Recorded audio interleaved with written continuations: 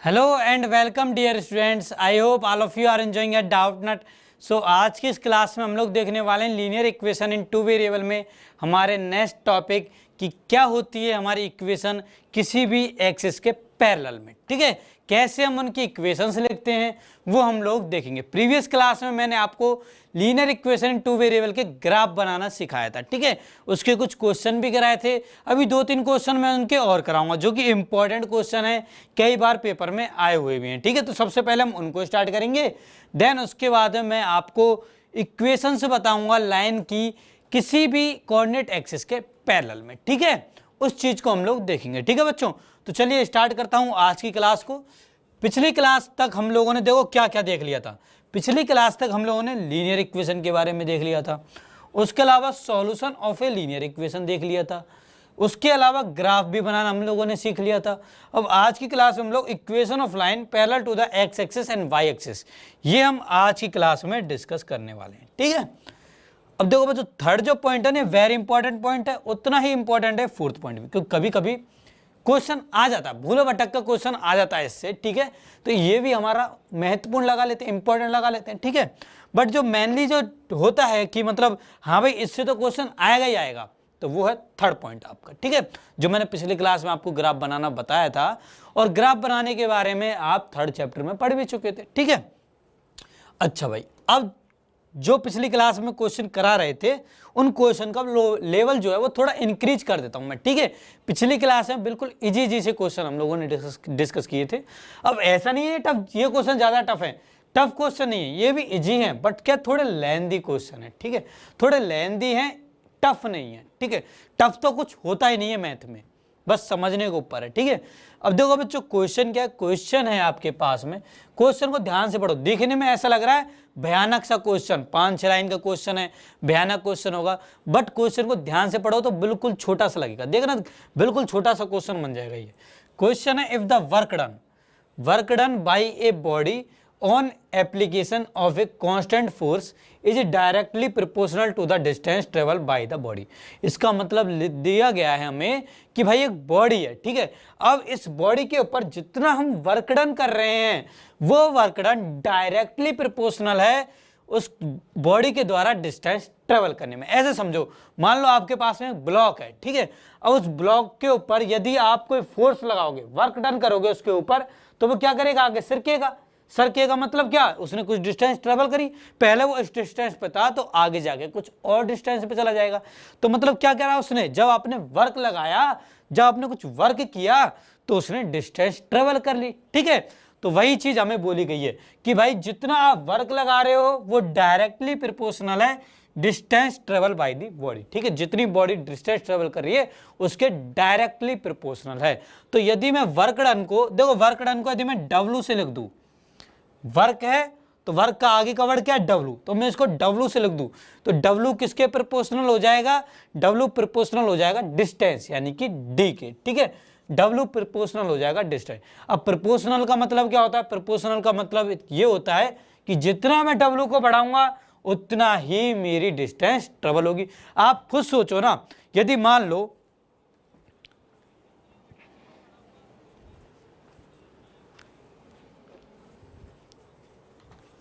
आपके पास में ये डिब्बा रखा हुआ है। ठीक है, अब यदि इस डिब्बे पर आप ऐसे कोई वर्क डन करोगे, ऐसे अब जब आप फोर्स लगाओगे तो क्या जाएगा, ये आगे जाएगा। अब पहले मैं यदि थोड़ा सा फोर्स लगाऊंगा तो ये थोड़ा ज्यादा आगे जाएगा, थोड़ा सा वर्क किया तो थोड़ा सा आगे गया, यदि मैं इसमें ज्यादा वर्क करूंगा तो ये ज्यादा आगे जाएगा। तो इसका मतलब इस बॉक्स के ऊपर जो मैं वर्क डन कर रहा हूं वो प्रोपोर्शनल है किसके, प्रोपोर्शनल है वो डिस्टेंस ट्रेवल्ड के। ठीक है, यानी कि जितना मैं वर्क कर रहा हूं इसके ऊपर उतनी वो डिस्टेंस ट्रेवल करेगा। ठीक है भाइयों, अच्छा, तो इसका मतलब मेरे पास यहां से हो जाएगा। अब प्रोपोर्शनल को हम किस साइन से दर्शाते हैं, प्रोपोर्शनल को हम इस साइन से डिनोट करते हैं। ठीक है, तो W प्रोपोर्शनल हो जाएगा D के, W प्रोपोर्शनल हो जाएगा D के। ये आप 8th क्लास तक देख भी चुके हो, प्रोपोर्शनलिटी के बारे में आप 8th क्लास तक पढ़ चुके हो।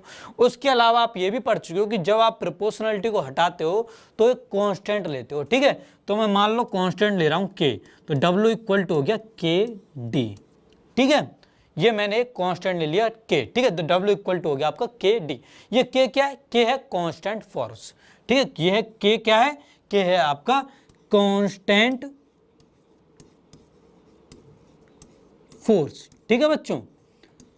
अच्छा, क्वेश्चन में अब आगे क्या बोला गया उसको पढ़ो। आगे बोला गया है, यहां तक हम लोगों ने लिख दिया, express this in the form of N equation in two variable. इसे हमें जो इंफॉर्मेशन हमें दे रखी थी उसे हमें linear equation in two variable में एक्सप्रेस करना था। तो यहाँ पे देखो मैंने क्या लिख दिया, W equal to k d लिख दिया। क्या ये वाली इक्वेशन मेरी linear equation in two variable नहीं है क्या? बिल्कुल linear equation in two variable ही है। क्यों? बिकॉज यहाँ पर वेरिएबल की पावर क्या है? 1 है। और कितने वेरिएबल हैं? कितनों की डिस्टेंस, कितनों की वैल्यू चेंज हो सकती है। देखो W चेंज कर सकता हूं मैं, तो D भी चेंज होगा। W change, D change. क्या K जो है वो चेंज होगा? K क्या है? कांस्टेंट है, वो हमेशा क्या रहेगा? फिक्स रहेगा, ठीक है। तो यहाँ पर कितने वेरिएबल हैं? 2 वेरिएबल हैं, एक तो W है और एक आपका D है। तो 2 वेरिएबल हो गए, एक इक्वेशन बन गई लीनियर इक्वेशन, ठीक है। तो ये क्या हो गई आपके पास में? लीनियर इक्वेशन इन 2 वेरिएबल होगी, ठीक है। तो पहला वाला पार्ट तो हमारा सॉल्व हो गया।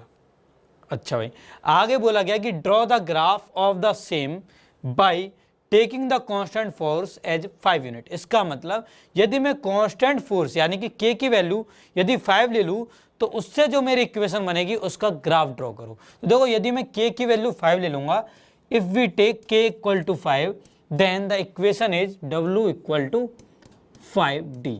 ये हमारे पास में बन जाएगी, ठीक है।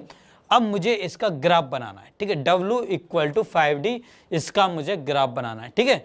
अब बच्चों यदि आपने पिछली क्लास को बढ़िया तरीके से अटेंड किया हो तो मैंने वहां पे आपको बताया था कि यदि आपकी कोई लाइन y इक्वल टू के एक्स के फॉर्म में हो, इफ कोई लाइन y इक्वल टू के एक्स के फॉर्म में हो, देन ये लाइन एक ऐसी लाइन होती है जो कि ओरिजिन से पास होती है, ठीक है।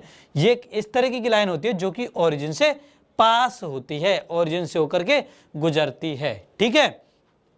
तो देखो मैंने यहां पर ग्राफ बना रखा है, ये मैंने ग्राफ बना रखा है, ठीक है।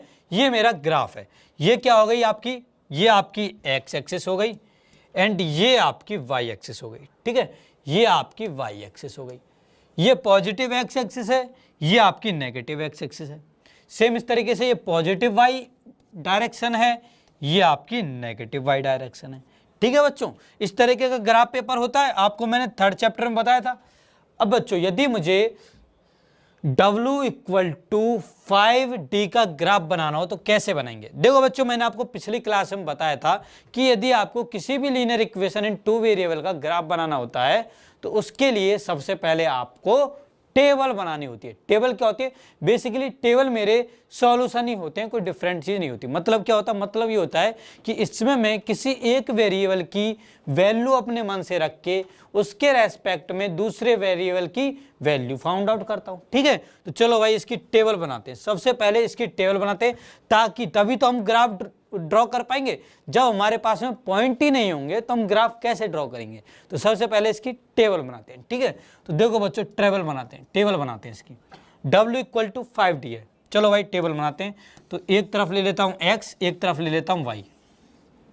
यहां पर x और y की जगह पर क्या है? देखो बच्चों आपकी मर्जी है, चाहे आप x एक्सिस पर W ले लो, y एक्सिस पर D ले लो, चाहे y एक्सिस पर W ले लो, x एक्सिस पर D ले लो। आपकी मर्जी है, जैसा आप करना चाहते हो वैसा आप कर सकते हो, ठीक है। तो मैं क्या करता हूं, मैं W को तो y एक्सिस पे ले रहा हूं और D को x एक्सिस पे ले रहा हूं, ठीक है। D को x एक्सिस पे ले लिया, W को y एक्सिस पे ले लिया, ठीक है। तो ये हो गया अब आपके पास में, ठीक है बच्चों। नाउ अब जब आप D इक्वल टू 0 रखोगे तो W इक्वल टू भी क्या आ जाएगा? 0। आप खुद सोचो, जब उसके ब्लॉक के ऊपर आप कुछ वर्क ही नहीं करोगे तो वो क्यों आगे खिसकेगा? क्यों वो डिस्टेंस ट्रेवल करेगा? तो क्या आएगा? 0 ही आएगा। यदि आप D इक्वल टू 1 कर दोगे तो W इक्वल टू क्या हो जाएगा? 5। इसका मतलब जब उसके पास आप 5 यूनिट का वर्क डन करोगे तो 1 यूनिट की डिस्टेंस आपकी ट्रेवल होगी। सेम इस तरीके से जब आप D इक्वल टू 2 ले लोगे तो W इक्वल टू 10 हो जाएगा। D इक्वल टू -1 ले लोगे तो W इक्वल टू क्या हो जाएगा? W इक्वल टू आपके पास आ जाएगा -5, ये आ जाएगा, ठीक है। तो चलो इसका ग्राफ बनाते हैं, ठीक है। अब D इक्वल टू -1 का मतलब क्या है? D इक्वल टू -1 का मतलब हो गया कि उसने कम दूरी, नेगेटिव दूरी तय की। क्या नेगेटिव डिस्टेंस में ट्रेवल कर सकता है? नहीं, नेगेटिव डिस्टेंस ट्रेवल नहीं कर सकता। तो इसका मतलब ये चीज़ हमारी नहीं हो सकती। नेगेटिव में डी हो ही नहीं सकती, डिस्टेंस नेगेटिव हो सकती है?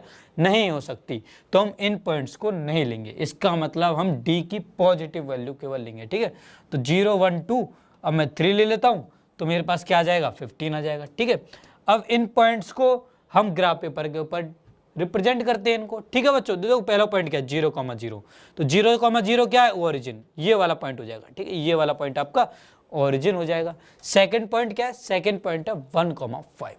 यहां पर मैं डी ले रहा हूं, यहां पर मैं डब्ल्यू ले रहा हूं, ठीक है। अब देखो 1,5 कहां पर है? 1,5 1 डी 1 है, डब्ल्यू 5 है, तो 1 के रेस्पेक्ट में 5, 1 2 3 4 5, ये वाला पॉइंट हो गया, ठीक है। उसके बाद में 2,10, 2 पर 10 पर जाओ तो ये वाला पॉइंट हो गया। अब इन तीनों पॉइंट्स को यदि मैं मिला दूं, यदि मैं इन तीनों पॉइंट्स को मिला दूं तो मेरी एक लाइन ड्रॉ हो जाएगी, ठीक है। और मैंने आपको पिछली क्लास में बताया था कि लीनियर इक्वेशन इन 2 वेरिएबल की लाइन किस टाइप की होती है? लीनियर इक्वेशन एंड 2 वेरिएबल की लाइन एक स्ट्रेट लाइन होती है, ठीक है। तो चलो भाई स्ट्रेट लाइन बनाते हैं, एक स्ट्रेट लाइन हम लोग बनाते हैं, ठीक है। देखो इन तीनों पॉइंट्स को हम लोग ऐड करते हैं, कैसे ऐड होंगे वो चीज देखते हैं, ठीक है। देखो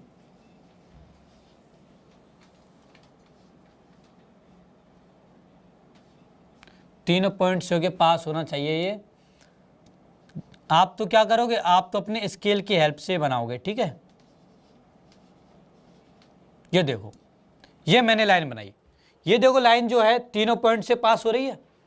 तो ये जो लाइन होगी ना, यही होगी आपकी W = 5D की लाइन, ठीक है। W = 5D की लाइन होगी, ठीक है बच्चों। W = 5D की एक लाइन हो जाएगी। और यही आपको क्वेश्चन में करना था सेकंड पार्ट में, कि आपको W = 5D का ग्राफ बनाना था। तो सिंपल आपने ग्राफ बना दिया, ठीक है। तो इस तरीके से आपका सेकंड पार्ट भी सॉल्व हो जाएगा। अब उसके बाद क्या बोला गया? उसके बाद बोला गया also read from the graph the work done when the distance travel by the body is 2 unit and 0 unit, ठीक है। ये हमें और निकालना है। अच्छा भाई, अब यदि डिस्टेंस 2 यूनिट है और डिस्टेंस 0 यूनिट है तो वर्क डन कितना होगा, ये हम लोग को बताना है ग्राफ की हेल्प से। तो देखो बच्चों, इसको कैसे हेल्प करेंगे, इसको सॉल्व कर, इसको कैसे सॉल्व करेंगे उसको समझो। इसको सॉल्व करने के लिए हम लोग क्या करेंगे? इसको सॉल्व करने के लिए सबसे पहले जिस पर वैल्यू हमें निकालनी है उस पॉइंट पर पहुंचेंगे, ठीक है। कहां पर निकालनी है? हम लोगों को निकालनी है एक तो 0 पर और एक 2 पर।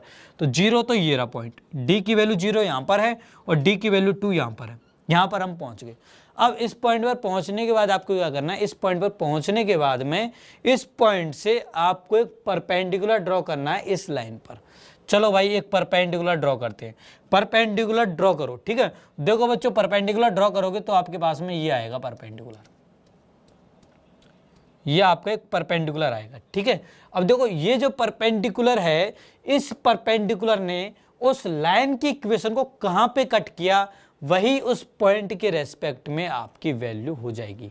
दोबारा सुनो क्या बोल रहा हूं मैं? बोल रहा हूं कि यदि आपको किसी स्पेसिफिक पॉइंट पर वैल्यू फाउंड आउट करनी हो, यानी कि यदि आपको ग्राफ की हेल्प से सॉल्यूशन निकालने हो तो कैसे निकालोगे? उसके लिए जिन पॉइंट्स पर आपको सॉल्यूशन निकालने हैं उन पॉइंट्स को सबसे पहले एक्सिस पर रखोगे, देन उसके बाद में उन पॉइंट से आप जो आपका ग्राफ है लाइन का उस पर परपेंडिकुलर ड्रॉ करोगे, ठीक। उससे इस पॉइंट से परपेंडिकुलर ड्रॉ करोगे, ठीक है। उस ग्राफ पे नहीं करोगे, इस पॉइंट से ड्रॉ करोगे परपेंडिकुलर, ठीक है।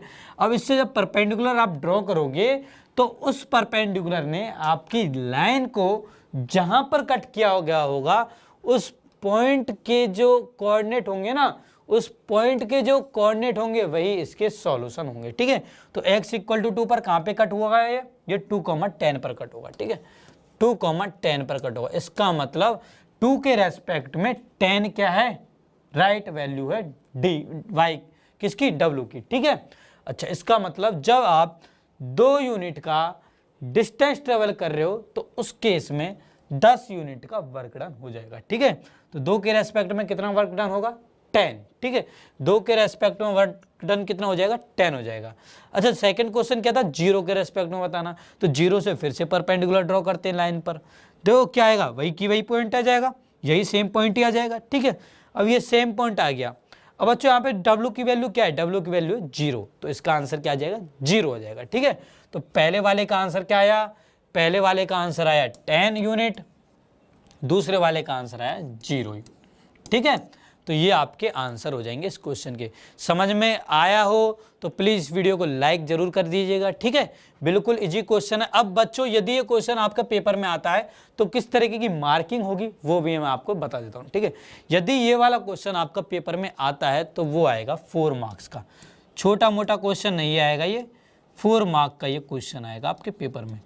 देखो कैसे मिलेंगे आपको 4 मार्क्स, वो सीखो। यदि आप केवल ये निकाल दोगे ना तो आपको हाफ मार्क्स मिल जाएगा। यदि केवल आपने ये रिलेशन निकाल दिया तो आपको हाफ मार्क्स मिल जाएगा। यदि आपने ये कर दिया तो हाफ और मिल जाएगा। ये टेबल बना दी तो हाफ और मिल जाएगा, ठीक है। उसके बाद में यदि आपने ये ग्राफ बना दिया तो इसका 1 मिल जाएगा, ठीक है। उसके बाद में यदि आपने पूरा सॉल्व करके आंसर भी बता दिए दोनों क्वेश्चन के तो आपको पूरे के पूरे मार्क्स मिल जाएंगे, यानी कि हाफ हाफ हाफ कितने हो गए, 1.5, 1.5 और 1 2.5, 2.5 कितने रह गए, 1.5 रिमेनिंग रह गए। अब 1.5 इन दोनों के आंसर के हैं, ठीक है। तो यदि आप इन दोनों का आंसर दोगे तो आपको 1.5 मिल जाएगा, ठीक है। तो इस तरीके से टोटल आपको 4 मार्क्स मिल जाएंगे इस क्वेश्चन के अंदर, ठीक है बच्चों। इस तरीके से होती है आपकी स्टेप मार्किंग, ठीक है। तो यदि आप एक स्टेप करके आओगे तो आपको उतने मार्क्स मिलेंगे, पूरा सॉल्व करके आओगे तो पूरा मार्क्स मिलेंगे। अब मुझे बताओ क्या इसको पूरा सॉल्व करने में कोई प्रॉब्लम है क्या, बिल्कुल इजी क्वेश्चन है। जो क्वेश्चन में बोल रखा था वही हमने लिखते चले गए, ठीक है।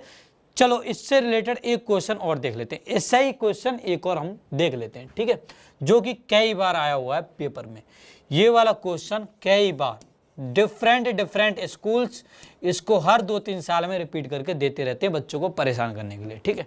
बट परेशान करने की कोई चीज़ नहीं है इसमें, बिल्कुल सिंपल क्वेश्चन है। केवल क्या थोड़ा 5 पार्ट्स हैं, ठीक, इसलिए थोड़ा बड़ा है क्वेश्चन। क्या क्वेश्चन समझो, क्वेश्चन है in countries like USA and Canada temperature is measured in Fahrenheit where in countries like India, ठीक है, it is measured in Celsius.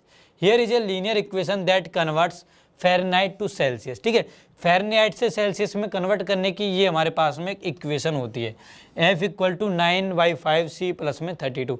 ये एक वेरी इंपॉर्टेंट इक्वेशन है, यदि आप इसको याद रख सकते हो तो याद रख लो, बिकॉज आगे आने वाली क्लासेज में 9th में नहीं 10th 11th 12th में इसकी ज़रूरत पड़ेगी, ठीक है। तो यदि आप इसको याद रख सकते हो तो याद रख लो, साइंस में बहुत यूज पड़ेगी, आपका 10th क्लास की साइंस में यूज पड़ेगी, और उसके अलावा 11th और 12th की फिजिक्स साइंस जो होती है ना, फिजिक्स केमिस्ट्री नाम सुना होगा आपने, वहाँ पे ज़रूरत पड़ेगी, ठीक है।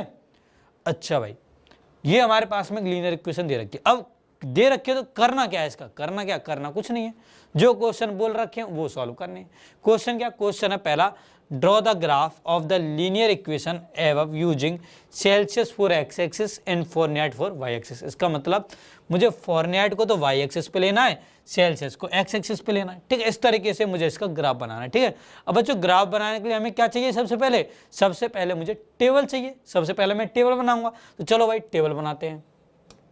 सबसे पहले हम टेबल बनाते हैं, टेबल बनाइए बच्चों। ऊपर का क्या लिखते हैं हम लोग, ऊपर लिखते हैं एक्स एक्सिस। अब यहाँ पर एक्स एक्सिस की जगह पर क्या है, सी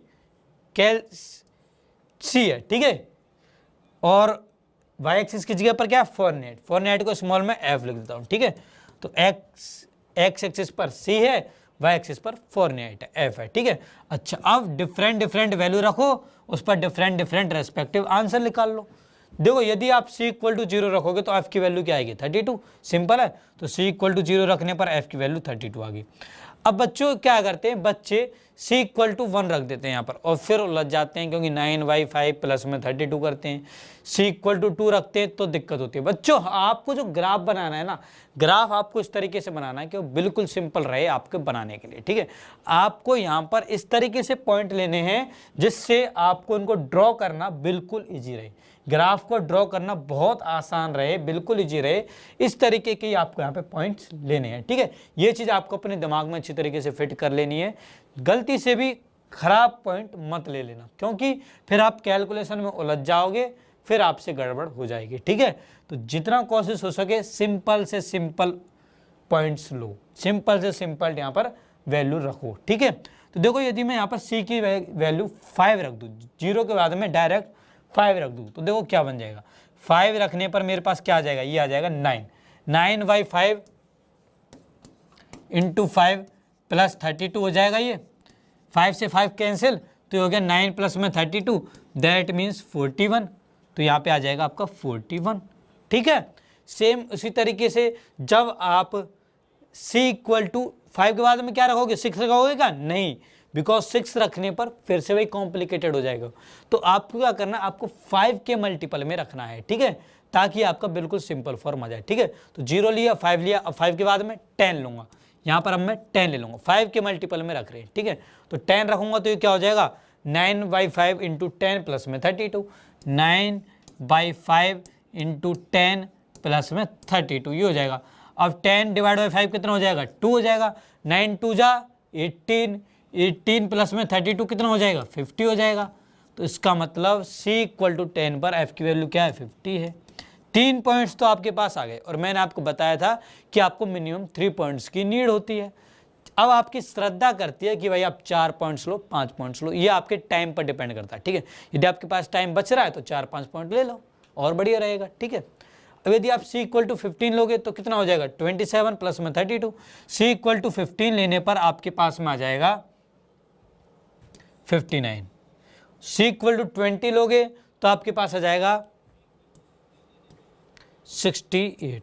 ठीक है, ये आपके पास वैल्यूज हो जाएंगे। ठीक है, अच्छा भाई, अब इस टेबल का क्या यूज है, इस टेबल का यूज होगा आपका ग्राफ ड्रॉ करने में। ठीक है, इस क्वेश्चन का ग्राफ ड्रॉ करने में इस टेबल का यूज होगा। कैसे बनाएंगे ग्राफ, बच्चों जैसे हमने पिछले क्वेश्चन में बनाया था ना, सेम वैसे ही हम लोग ग्राफ बनाएंगे। अब यहाँ पर क्या होगा, एक्स एक्सिस पर c होगा, वाई एक्सिस पर f होगा। ठीक है, तो मैं एक्स एक्सिस पर c ले लूंगा, वाई एक्सिस पर f ले लूंगा, यहाँ पर c लूंगा, यहाँ पर f ले लूंगा। ठीक है, उसके बाद में 0 32। अब बच्चों कैसे स्टार्ट करें, आप कहाँ से आप स्टार्ट करना है, क्योंकि यहाँ पे 32 41 50 59 68 इस तरीके के नंबर हैं। कैसे स्टार्ट करेंगे आप लोग, आप क्या करोगे, इसको भी सिंपल बनाओगे। ठीक है, जैसे कि आपको मैं दिखाता हूँ, आपका ग्राफ इस तरीके का आएगा। ठीक है, और इसमें भी आपके 10 डिवाइड्स होंगे, जो आपको आपके स्कूल में ग्राफ मिलेगा ना, उसमें क्या होगा, एक ये स्क्वायर होगा ना, इसके भी 10 इक्वल पार्ट्स होंगे। इस तरीके से इसके 10 इक्वल पार्ट्स इस तरीके से होंगे। ठीक है बच्चों, तो आपको क्या करना है, आपको एक एक यूनिट का लेना है। ठीक है, सबसे पहले आप स्टार्ट करोगे 30 से। ठीक है, तो 30 ले लोगे, उसके बाद में आप तुरंत 40 ले लोगे, फिर आप ले लोगे 50, इस तरीके से आपको ले लेना है। ठीक है, 30 40 50 इस तरीके से ले लोगे। अब 30 के बाद में छोटी छोटी सी लाइन होंगी ना, उससे आप 32 कर दोगे। ठीक है, इस तरीके से आप ग्राफ बना दोगे। ठीक है, ग्राफ बनाना सही बच्चों को आता होगा ना, इसमें तो कोई प्रॉब्लम नहीं है, किसी बच्चों को प्रॉब्लम तो नहीं है ना बच्चों को, किसी को भी कि ग्राफ कैसे बनाते हैं, ये मैं 3rd चैप्टर में बता चुका हूँ, 4th चैप्टर में बता चुका हूँ। ठीक है, तो मैं समझता हूँ कि सभी बच्चे इसका ग्राफ अच्छे से बना देंगे। ठीक है, केवल दिक्कत आएगी उनको स्केल में। स्केल मैंने आपको बता दी है कि आपको एक्स एक्सिस पर स्केल लेनी है 5 यूनिट इक्वल टू 1 ब्लॉक, और वाई एक्सिस पर डिस्टेंस लेनी है आपको 10 यूनिट इक्वल टू 1 ब्लॉक। ठीक है, ये आपको एक्स और वाई एक्सिस पर स्केल लेनी है। ठीक है, ये मैंने आप लोगों को बता दी, आसानी से ग्राफ बना लोगे। ठीक है, तो मैं पहले पार्ट को आपके ऊपर छोड़ देता हूं। ठीक है, ये आपका होमवर्क है। ठीक है, कुछ होमवर्क भी मांगते रहते हो ना आप, तो चलो होमवर्क दे दिया आपको। ठीक है, अब नेक्स्ट क्वेश्चन क्या, नेक्स्ट क्वेश्चन है, if the temperature is 30 degree Celsius then what is the temperature in Fahrenheit. यानी कि यदि सेल्सियस में मेरे पास 30 डिग्री सेल्सियस टेम्परेचर है तो फॉरेनहाइट में कितना होगा, ये मैं कैसे निकालूंगा। ठीक है, अब देखो बच्चों, जब आप इसका ग्राफ बनाओगे ना, तो इसका ग्राफ कुछ इस तरीके से आएगा। ठीक है, इसका ग्राफ कुछ इस तरीके से आएगा, कुछ इस तरीके का इसका ग्राफ होगा। ठीक है, एक स्ट्रेट लाइन होगी बट कुछ इस तरीके की होगी। ठीक है, यहाँ पर कहीं पर 5 होगा, यहाँ पर कहीं पर 10 होगा, यहीं पर 15 होगा, यहाँ पर 20 होगा, यहाँ पर 25 होगा, यहाँ कहीं आपका 30 होगा, यहाँ पर 35 होगा, यहाँ पर 40 होगा। ठीक है, इस तरीके से होंगे। अच्छा, आपको क्या निकालना है, 30 डिग्री सेल्सियस पर फ़ारेनहाइट की वैल्यू निकालनी है। तो आप क्या करोगे, सबसे पहले आप सेल्सियस कहाँ पर है, सेल्सियस है आपका एक्स एक्सिस पर, तो वहाँ पर जाओगे, कहाँ पर जाओगे, 30 डिग्री सेल्सियस पर जाओगे। चलो भाई चले गए 30 डिग्री सेल्सियस के बाद। अब यहाँ पे आके क्या करें, यहाँ पर आकर क्या करें, यहाँ पर आने के बाद आपको इस पॉइंट से एक परपेंडिकुलर ड्रॉ करना है, ठीक है। तो चलो भाई परपेंडिकुलर ड्रॉ करो। मान लो ये आपने एक परपेंडिकुलर ड्रॉ किया और ये वाली लाइन कुछ इस तरीके से आगे बढ़ती चली जा रही है, ठीक है। तो चलो भाई परपेंडिकुलर ड्रॉ करते गए, कर दिया भाई हमने परपेंडिकुलर ड्रॉ कर दिया, ठीक है। अब इस परपेंडिकुलर को ड्रॉ करने के बाद क्या करें, इसके बाद आपको जो इन दोनों परपेंडिकुलर का और इस लाइन का जो कट पॉइंट है उसको देखना है, इस पॉइंट को देखना है, ठीक है। और उसके बाद में आपको इस कट पॉइंट से एक परपेंडिकुलर अनदर एक्सिस पर डालना है, दूसरी एक्सिस पर डालना है, ठीक है। तो डाला आपने ये। अब इस परपेंडिकुलर ने इस एक्सिस को जिस पॉइंट पर कट किया होगा वही पॉइंट आपका आंसर हो जाएगा। मान लो इसने कोई एक्स पॉइंट पर कट किया तो एक्स ही आपका आंसर आ जाएगा, ठीक है बच्चों। जब आप इसको रखोगे ना तो पता आपके पास आंसर क्या आएगा, क्या आएगी आपकी एफ की वैल्यू, आपके पास एफ की वैल्यू आ जाएगी 86, ठीक है। 86 आपकी एफ की वैल्यू आ जाएगी, ठीक है। आप रखिएगा तो आपके पास 86 वैल्यू आ जाएगी, ठीक है। 86 आ जाएगी, एफ की वैल्यू 86 आ जाएगी जब C equal to 30 degree Celsius होगा, ठीक है। सेम इसी तरीके से सेकंड में देखिए, सॉरी थर्ड में देखिए, थर्ड में क्या, if the temperature in 95 degree Fahrenheit then what is the temperature in Celsius, ठीक है। अब देखो हमें क्या दे रखा है, 90 डिग्री फ़ारेनहाइट दे रखा है। अब फ़ारेनहाइट कहाँ पर है, फ़ारेनहाइट है वाई एक्सिस पर, ठीक है। तो अब हमें जैसे पहले एक्सिस पर जाना था, अब हमें कहाँ पर जाना, वाई एक्सिस पर जाना है, ठीक है। तो वाई एक्सिस पर चलो, वाई एक्सिस पर 95 कहाँ पर होगा, यहाँ कहीं होगा 95, ठीक है। तो क्या करोगे आप 95 पे चले जाओगे पहले, चाहे ठीक है भाई चले गए। अब इसके बाद क्या करना, वही प्रोसीजर आपको अप्लाई करना है। इस पॉइंट से फिर से एक परपेंडिकुलर ड्रॉ करोगे, मान लो वो ये परपेंडिकुलर है, ये परपेंडिकुलर, ठीक है। अब इस परपेंडिकुलर ने लाइन को कहाँ पे कट किया, उस पॉइंट को देखोगे, इस पॉइंट ने कट, इस यहाँ पर कट किया। अब इस पॉइंट से दूसरे जो आपका कोऑर्डिनेट एक्सिस है उस पर परपेंडिकुलर ड्रॉ करोगे। चलो भाई इससे परपेंडिकुलर ड्रॉ करते हैं, या आपने परपेंडिकुलर ड्रॉ किया, ठीक है। अब इस परपेंडिकुलर ने आपके एक्स एक्सिस को यानी कि सी एक्सिस को जहां पर कट किया होगा वो रेस्पेक्टिव पॉइंट ही आपका इसका आंसर हो जाएगा, ठीक है। तो जैसा कि जब आप f इक्वल टू 95 रखोगे तो आई थिंक आपके पास आंसर आ जाना चाहिए मेरे ख्याल से 35, ठीक है। 35 पर आएगा ये बिल्कुल एग्जैक्ट, ठीक है। 95 रखोगे तो ये 35 पर आएगा। जब आप एग्जैक्ट इसका ग्राफ बनाओगे ना तो ये बिल्कुल 35 पर ही कट करेगा, ठीक है। सेम इस तरीके से फोर्थ नंबर के क्वेश्चन और फिफ्थ नंबर के क्वेश्चन को आप कर सकते हो। कैसे करना है देखो, फोर्थ को पढ़ते हैं। फोर्थ क्या, if the temperature is 0 degree Celsius what is the temperature in Fahrenheit, यानी कि जब एक्स यहाँ पर 0 है तो फ़ारेनहाइट ये क्या वैल्यू होगी, ये वैल्यू क्या होगी, ठीक है। यदि आप C इक्वल टू 0 रख दोगे तो ये वैल्यू क्या आएगी, 32 आएगी, ठीक है। ये वैल्यू आपकी 32 आ जाएगी, ठीक है। And if the temperature is 0 degree Fahrenheit then what is the value in Celsius, what is the temperature in Celsius. तो 0 आपका यहाँ कहीं होगा, तो ये जो वैल्यू आएगी आपकी, ये आपकी सेल्सियस की वैल्यू आएगी, ठीक है। जब आप वैल्यू रखोगे तो आपके पास में आ जाएगी, ठीक है। तो ये आती है आई थिंक -160/9, ये आएगी, ठीक है। यही आएगी आपके पास में, ठीक है बच्चों। इस तरीके से आप क्वेश्चन को सॉल्व कर सकते हो। फिफ्थ क्वेश्चन में देखो, फिफ्थ क्वेश्चन क्या बोला गया, is there a temperature which is numerical the same in both Fahrenheit and Celsius, if yes find that. अब हमें क्या बोला गया, हमें बोला गया कि क्या कोई एक ऐसा टेम्परेचर है जिसमें फ़ारेनहाइट और सेल्सियस दोनों इक्वल हों, क्या ऐसा कोई पॉसिबल है क्या, तो वो हमें चेक करना है, ठीक है। कैसे चेक करेंगे भाई, इसका मतलब f जो है वो c के इक्वल होना चाहिए, तो c की जगह पर ही f रख सकता हूँ। तो f इक्वल टू हो जाएगा 9/5 f प्लस में 32, यहाँ से 32 को मैं इस साइड ले आऊँगा तो ये हो गया -32 इक्वल टू 9/5 f माइनस का f, ये हो गया। आगे सॉल्व करते हैं तो ये क्या हो जाएगा 4f/5, ये हो जाएगा इक्वल टू -32 हो जाएगा। यहाँ से देखो आप सॉल्व करोगे तो f इक्वल टू क्या आ जाएगा, f इक्वल टू आपके पास में आ जाएगा -40, और f क्या c है तो c भी -40 आ जाएगा। इसका मतलब c इक्वल टू -40 पर f इक्वल टू भी क्या होता है, -40 ही होता है, ठीक है। c इक्वल टू -40 पर f भी -40 के इक्वल होता है, ठीक है। तो इसका मतलब टेम्परेचर -40 एक ऐसा टेम्परेचर है जिस पर सेल्सियस और फ़ारेनहाइट दोनों इक्वल होते हैं। अब जरा प्रैक्टिकल लाइफ में इसको सोच के देखो, प्रैक्टिकल लाइफ में इसको सोच के देखो। मान लो अर्थ पर कोई एक ऐसी प्लेस एग्जिस्ट करती है जहां पर टेम्परेचर सेल्सियस में -40 है, तो वहां पर आपका ये क्या हो जाएगा, बिल्कुल सिमिलर हो जाएंगे। फॉरेनहाइट और सेल्सियस जो आपके स्केल होते हैं वो बिल्कुल सेम हो जाएंगे उस प्लेस पर, ठीक है।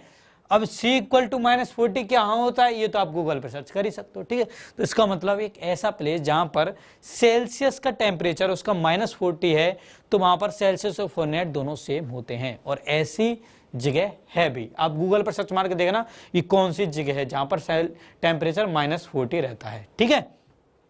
तो ये थे आपके graph of A linear equation in 2 variable से रिलेटेड कुछ इंपॉर्टेंट क्वेश्चन। ये वाला क्वेश्चन कई बार 5 मार्क्स में आया है। प्रत्येक जो आपको ये दे रखे है ना, first, second, third, fourth, fifth part, प्रत्येक पार्ट 1-1 मार्क के हैं, ठीक है। कई बार क्या करते हैं जो आपके स्कूल वाले होते हैं वो 2 कोई दे देते हैं, ठीक है, 3-5 को नहीं दे करके केवल 2 ही पार्ट दे देते हैं, उन 2 पार्ट्स को आपको सॉल्व करना होता है, ठीक है बच्चों। तो आई होप आप सभी को लीनियर इक्वेशन इन 2 वेरिएबल का ग्राफ अच्छी तरीके से समझ में आ गया होगा, ठीक है। अब हम चलते हैं अगले पॉइंट पर। अगला पॉइंट क्या, अगला पॉइंट है हमारे पास equations of line parallel to the x axis and Y axis. अब क्या होता है ये, उस चीज को हम लोग समझते हैं, ठीक है। क्या है ये चीज, उसको हम लोग समझते हैं, ठीक है। तो देखो बच्चों, आपने कोऑर्डिनेट प्लेन में कुछ पॉइंट्स देखे होंगे, कुछ पॉइंट्स आप लोगों ने कोऑर्डिनेट प्लेन में देखे होंगे। कौन से पॉइंट, आप लोगों ने देखा होगा कि भाई 2.0 ये आपने रिप्रेजेंट किए होंगे कोऑर्डिनेट एक्सिस पर, 2.0, -5,0, 9,0, -1,0, 4,0, इस तरीके के आपने डिफरेंट पॉइंट्स देखे होंगे कोऑर्डिनेट प्लेन पर, कोऑर्डिनेट एक्सिस के ऊपर, ठीक है। ये डिफरेंट फॉर्म देखे होंगे, ठीक है। अच्छा, ये जो आपने फॉर्म देखे एक्चुअल में है क्या, क्या आपको कुछ आइडिया लग रहा है, कुछ कॉमन दिख रहा है आप लोगों को इनमें, क्या आप लोगों को इसमें कुछ कॉमन दिख रहा है? बिल्कुल एक चीज कॉमन दिख रही है कि यहां पर एक्स कोऑर्डिनेट जो है पहले क्या लिखा गया होता है आपका एक्स कोऑर्डिनेट, बाद में वाई कोऑर्डिनेट। ये मैंने आपको थर्ड चैप्टर में बताया कि यहाँ पर एक्स कोऑर्डिनेट क्या डिफरेंट हैं, बट वाई कोऑर्डिनेट हमेशा क्या रह रहा है, सेम रह रहा है, और सेम भी क्या रह रहा है, हमेशा 0 रह रहा है, ठीक है। तो यहाँ पर कुछ इस तरीके से हमारे पास x, 0 के फॉर्म में पॉइंट्स हैं, ठीक है। किस फॉर्म में है बच्चों, x, 0 के फॉर्म में आपके पास पॉइंट्स हैं, ठीक है। अब ये पॉइंट्स आपके कहां पर लाई करते हैं, आप लोगों ने इनको ग्राफ पेपर पर दर्शाया होगा, रिप्रेजेंट किया होगा। ये पॉइंट्स आपके कहां पर आते थे, ये पॉइंट्स आपके कौन से एक्सिस पर आते थे बच्चों, जब आप इनको ड्रॉ करते थे ना। देखो, यदि ये आपका ग्राफ है, ये आपका एक्स एक्सिस है, ये आपका वाई एक्सिस है, ठीक है। देखो 2,0 कहां पे होता था, 2,0 आपका यहां पर होता था। भाई डिस्टेंस कितनी ट्रेवल करनी है, एक्स एक्सिस पर 2 डिस्टेंस, वाई एक्सिस पर 0। वाई एक्सिस से 2 डिस्टेंस दूरी पर होना चाहिए और एक्स एक्सिस से 0 डिस्टेंस दूरी पर होना चाहिए, डिस्टेंस पर होना चाहिए, तो ये वाला पॉइंट हो जाएगा, ठीक है। -5,0 देखो कहां पर होगा, ये यहाँ कहीं पॉइंट होगा। ये मैंने आपको थर्ड चैप्टर में बहुत बड़े तरीके से बताया, ठीक है। 9,0 कहां पर होगा, यहाँ कहीं होगा। -1,0 कहां पर होगा, यहाँ कहीं होगा। 4,0 कहां पर होगा, यहाँ पर होगा। अब आप सभी पॉइंट्स को ध्यान से देख रहे हो तो क्या आपको कुछ कॉमन नजर आ रहा है? बिल्कुल नजर आ रहा है। क्या कॉमन नजर आ रहा है कि सभी पॉइंट्स मेरे एक्स एक्सिस पर हैं, ठीक है। सभी पॉइंट्स क्या हैं आपके एक्स एक्सिस पर लाई कर रहे हैं। ये सारे के सारे पॉइंट्स आपके एक्स एक्सिस पर लाई कर रहे हैं। क्या आपने कभी ये सोचा है क्यों भाई ये एक्स एक्सिस पर लाई कर रहे हैं?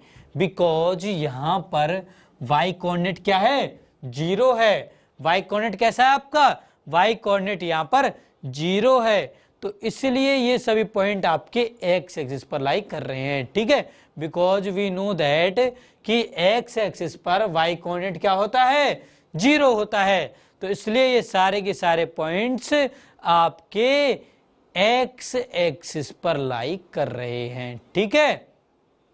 तो इसका मतलब यदि कोई मेरा एक ऐसा पॉइंट जो कि x, 0 के फॉर्म में होगा, वो मेरा एक्स एक्सिस पर लाई करेगा। कोई भी मेरा ऐसा पॉइंट जो कि x, 0 के फॉर्म में होगा, वो मेरा एक्स एक्सिस पर लाई करेगा। ठीक है सही बच्चे, इस लाइन को अपनी कॉपी में इंपॉर्टेंट करके लिख लेंगे। ठीक है कि यदि कोई पॉइंट्स x, 0 के फॉर्म में है तो वो ऑलवेज एक्स एक्सिस पर लाई करेगा। ठीक है नाउ क्या आप अब गैस कर सकते हो एक्स एक्सिस की इक्वेशन क्या होगी? क्या आप एक्स एक्सिस की इक्वेशन को गैस कर सकते हो क्या? यस या नो में आंसर बताओ जल्दी से कि क्या आप एक्स एक्सिस की इक्वेशन को गैस कर सकते हो क्या? क्या होगा आपका आंसर? क्या होगा बच्चों आपका आंसर? आपका आंसर होगा यस, हम कर सकते हैं। कैसे कर सकते हैं कि भाई हम लोग बोल सकते हैं कि इन सभी पॉइंट्स पर y इक्वल टू क्या है? 0 है, तो मैं इसकी इक्वेशन को y इक्वल टू 0 लिख सकता हूं। मैं इसकी इक्वेशन को y इक्वल टू 0 लिख सकता हूं बिकॉज एवरी पॉइंट पर y इक्वल टू क्या है? 0 है। ये कॉमन चीज है इन सब में। तो मैं इस लाइन को, इस जो लाइन है एक्स एक्सिस, इसको मैं y इक्वल टू 0 के रूप में लिख सकता हूं। ठीक है और यही होती है बच्चों आपकी एक्स एक्सिस की इक्वेशन। यही y इक्वल टू 0 होती है आपकी एक्स एक्सिस की इक्वेशन। इसी को हम लोग बोलते हैं इक्वेशन ऑफ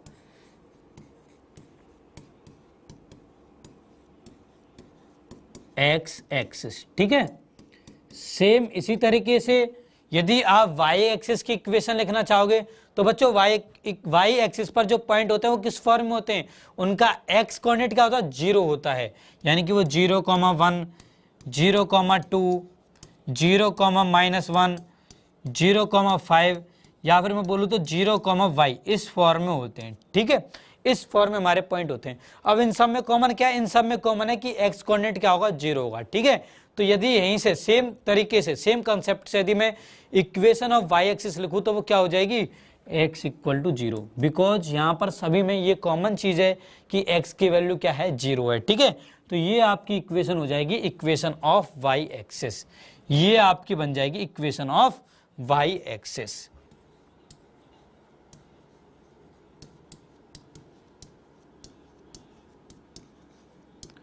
ठीक है तो यहां से आपको दो चीजें पता लग गई।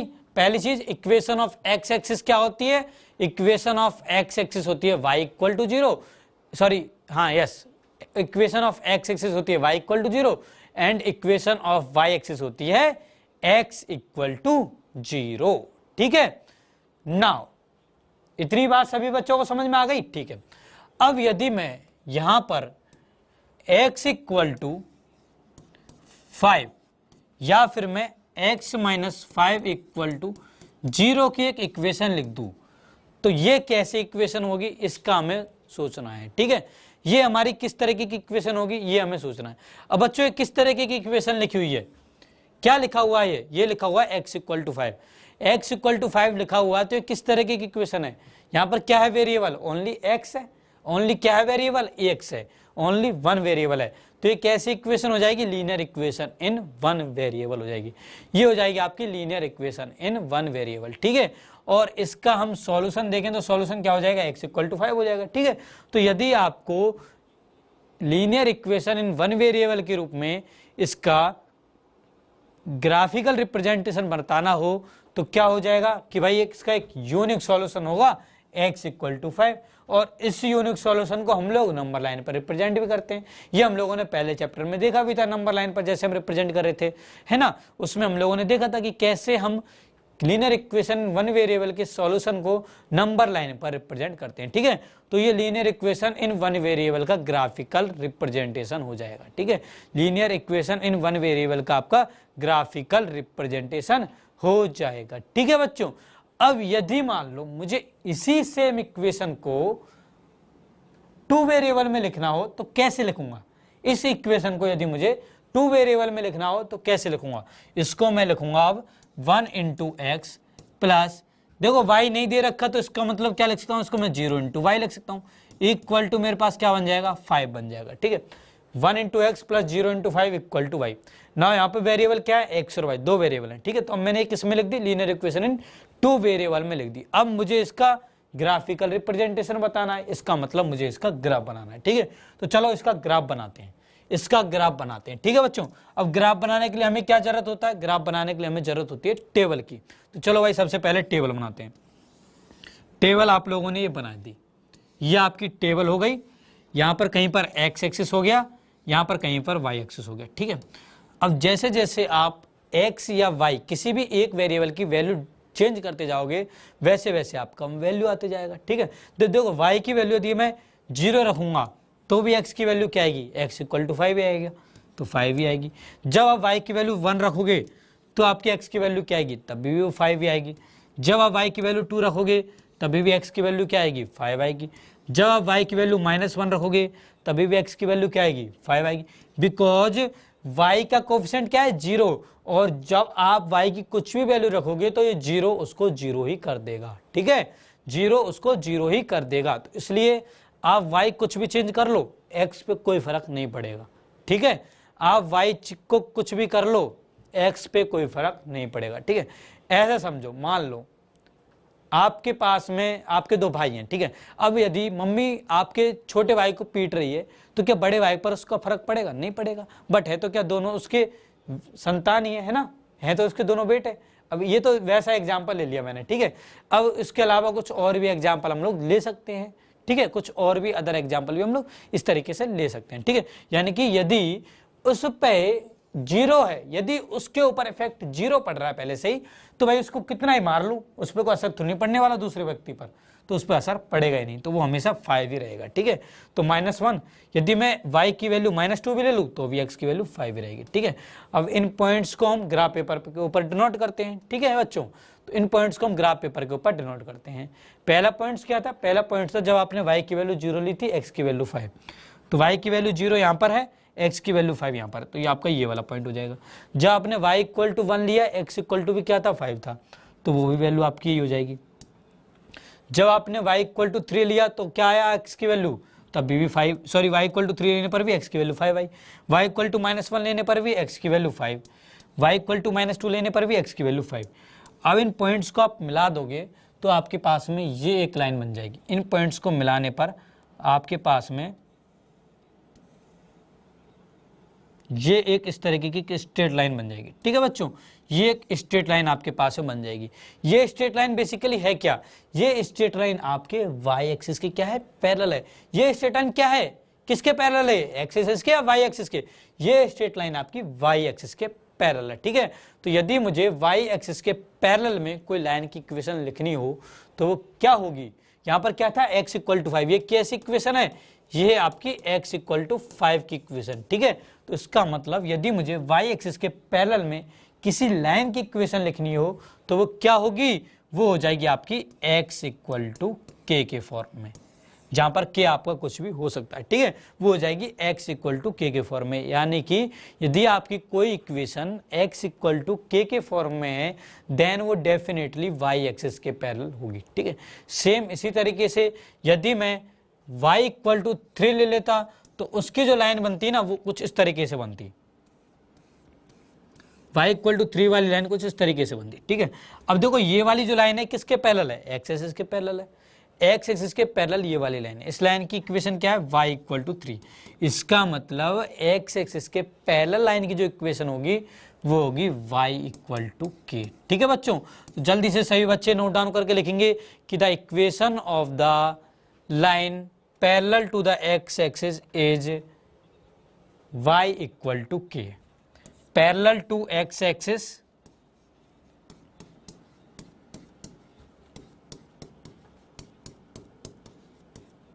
Equation of line parallel to X axis क्या हो जाएगी, y equal to k।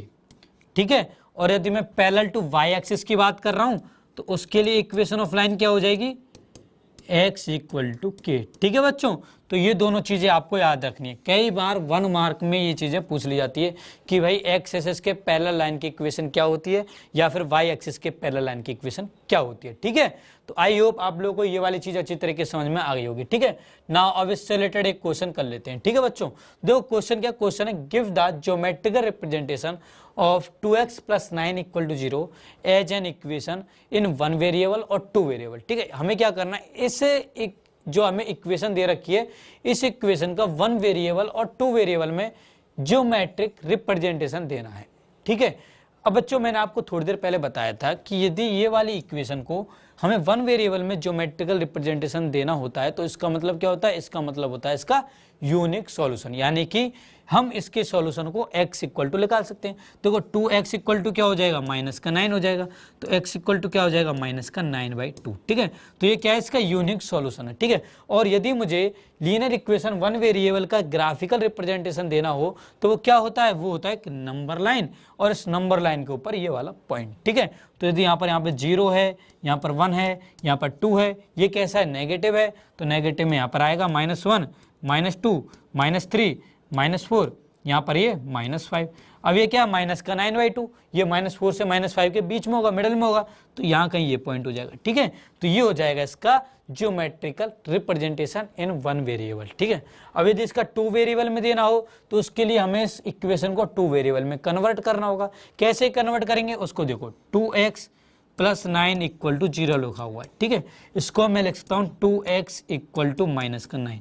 Now इसको मैं लिख सकता हूँ 2x + 0 × y = -9।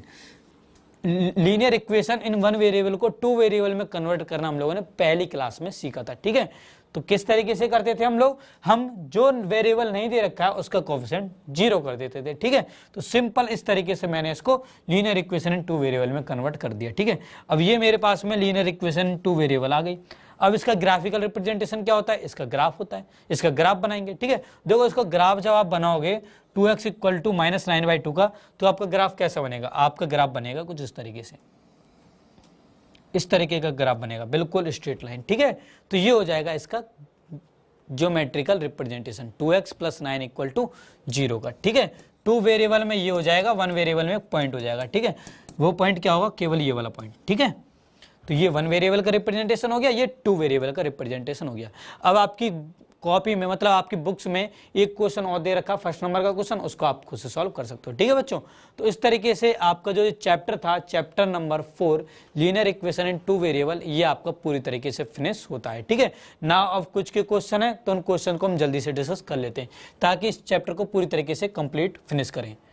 तो पहला क्वेश्चन ये है आपका, बिल्कुल इजी है। इक्वेशन ऑफ एक्स एक्सिस क्या है, अभी बताया थोड़ी देर पहले, equation of the x axis.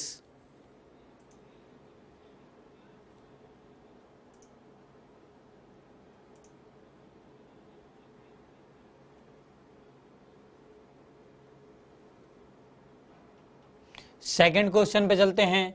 Second question आपके पास में ये है, इसमें आपको ग्राफ ऑफ y = 5 बताना है, कैसा ग्राफ होगा इसका, कौन सा ऑप्शन आपका करेक्ट होगा, किसके पैरेलल होगा ये,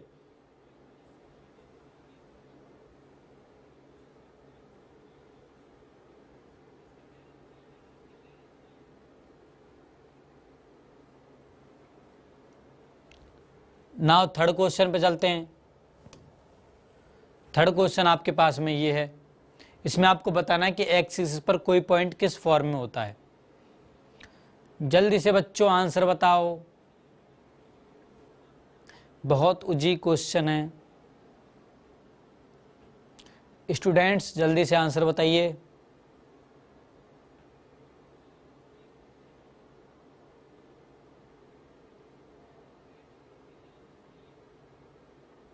बच्चों आपका टाइम होता है फिनिश। अब देखते हैं इन क्वेश्चन के आंसर क्या है। पहला क्वेश्चन क्या था, इक्वेशन ऑफ एक्स एक्सिस। क्या बताया मैंने, equation of the x axis. क्या बताया था मैंने आपको, इक्वेशन ऑफ एक्स एक्सिस। क्या बताया था बच्चों मैंने, equation of the x axis. Equation of X axis मैंने आपको बताई थी y = 0। तो कौन सा ऑप्शन करेक्ट हो जाएगा, ऑप्शन नंबर बी करेक्ट हो जाएगा। बिल्कुल इजी क्वेश्चन था भाई, इसमें सोचने वाली बात ही क्या थी। इक्वेशन ऑफ एक्स एक्सिस मैंने आपको बताई तो है। इक्वेशन ऑफ एक्स एक्सिस क्या होती है, एक ऐसी एक लाइन होती है जहां पर एवरी पॉइंट पर y कोऑर्डिनेट क्या होता है, 0 होता है, तो y = 0 होती है। ठीक है, नेक्स्ट क्वेश्चन हमारे पास ये था, graph of y = 5। y = k की एक लाइन है, y = k की लाइन किस एक्सिस के पैरेलल होती है, x के या y के, x एक्सिस के पैरेलल होती है, x एक्सिस के आपकी पैरेलल होती है। ठीक है, तो parallel to the x axis हो जाएगी at a distance of 5 units from the origin. बिल्कुल सही बात है, सी ऑप्शन आपका करेक्ट हो जाएगा। थर्ड क्वेश्चन को देखते हैं, ये क्या था, any point on the x axis is the form. X axis पर कोई पॉइंट किस फॉर्म में होता है, किस फॉर्म में होता है भाई, एक्स एक्सिस पर वाई एक्स कोऑर्डिनेट क्या होता है, कुछ भी हो सकता है, वाई कोऑर्डिनेट क्या होता है, जीरो होता है, एक्स एक्सिस पर वाई कोऑर्डिनेट क्या होता है, हमेशा जीरो होता है, तो वाई कोऑर्डिनेट जीरो होगा, एक्स कुछ भी हो सकता है, तो एक्स कॉमा जीरो के फॉर्म में हो जाएगा, ऑप्शन नंबर सी आपका करेक्ट हो जाएगा। ठीक है बच्चों, तो इस तरीके से आपका chapter number 4 linear equation in two variable यहाँ पर फिनिश होता है। चैप्टर नंबर 5 जो है इंट्रोडक्शन टू यूक्लिड ज्योमेट्री, वो इस बार के सिलेबस से हटा दिया गया है, तो मैं उसको नहीं पढ़ा रहा हूँ। ठीक है, देखी जाएगी बाद में, जब सिलेबस अपना कंप्लीट हो जाएगा उसके बाद मैं उसको पढ़ा दूंगा। ठीक है, छोटी छोटी डेफिनेशन है जो हमारे काम की चीज़ है वो मैं आपको केवल बताऊंगा उसमें। ठीक है, तो नेक्स्ट क्लास से हम लोग 6th चैप्टर जो है आपका लाइन एंड एंगल्स वो स्टार्ट कर देंगे। ठीक है, तो चलो मिलते हैं हम नेक्स्ट क्लास में, तब तक के लिए bye bye everyone, good night to all of you, bye bye. यदि आपको ये वीडियो बढ़िया लगी हो तो प्लीज़ इस वीडियो को लाइक जरूर करिएगा और शेयर करिए अपने दोस्तों के साथ। Bye bye.